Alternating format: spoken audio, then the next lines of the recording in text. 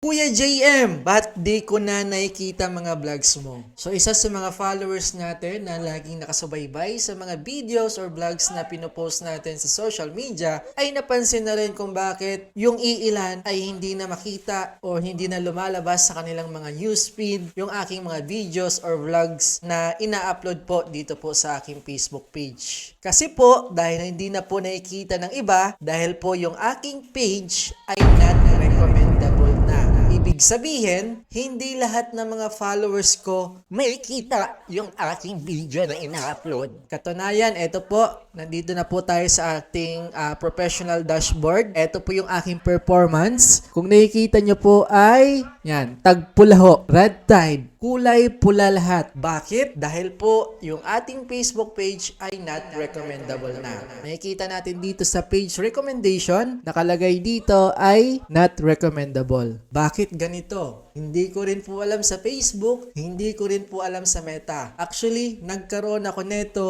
nung nag-update lagi sa Facebook. At base po sa aking pagre-research ay hindi lamang po ako yung nakatanggap netong page not recommendable. May mga content creators, vloggers din po na nakaka-receive or meron rin po silang not recommendation sa kanilang mga Facebook page and profile. So hindi ko lang po alam mga kaibigan at hindi ko sure bakit ako not recommendable na. So para sa akin, ang masasabi ko, lahat naman ng mga videos or vlogs na ina-upload ko online ay original po lahat. Kahit po yung music na ginagamit ko ay nagbabayad po ako ng music. Actually, yung yearly po na music na binabayaran ko ay 7,000 per year para lang po makagawa or makagamit po ako ng mga kanta na babagay ho sa aking mga vlogs, lalo na po sa travel content na ginagawa ko.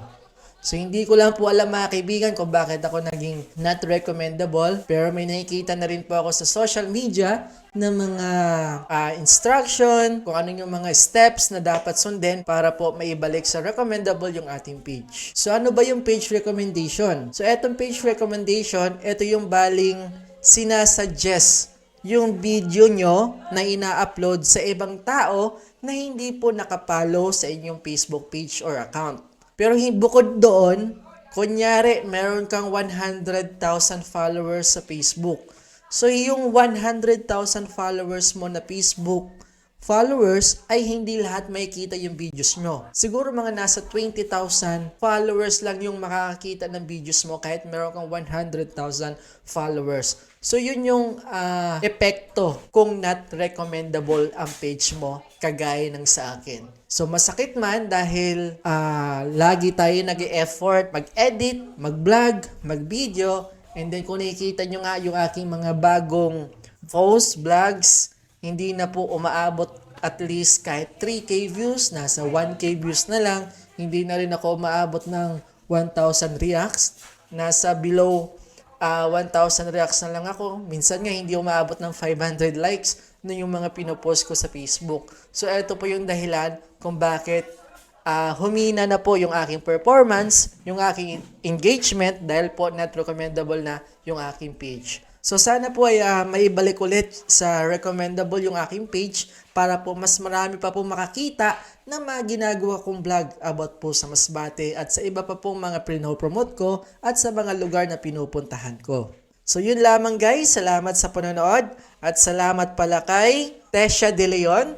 Yan, dahil naitanong niya kung bakit hindi niya na raw nakikita yung mga vlogs ko. So, yun yung dahilan.